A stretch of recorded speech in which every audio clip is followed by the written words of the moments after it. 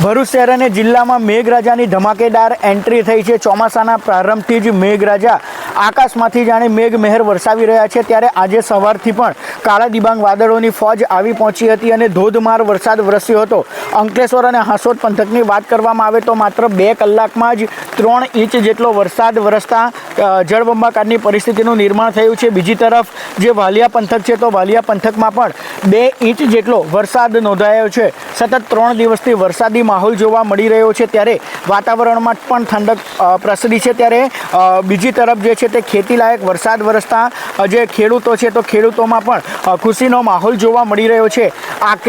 આકરે જે બફારો છે અને ગરમી છે તેનાથી લોકોને રાહત મળી છે। તો આગામી તારીખ 24મી જૂન સુધી હવામાન વિભાગ દ્વારા ભારેથી અતિભારે વરસાદની આગાહી કરવામાં આવી છે, જેના પગલે જિલ્લાવાસીઓને સતર્ક રહેવા વહીવટી તંત્ર દ્વારા સૂચના આપવામાં આવી છે। આ ઉપરાંત કોઈ પણ આકસ્મિક સંજોગોમાં જિલ્લા કંટ્રોલ રૂમનો સંપર્ક કરવા પણ વહીવટી તંત્ર દ્વારા જણાવવામાં આવ્યું છે।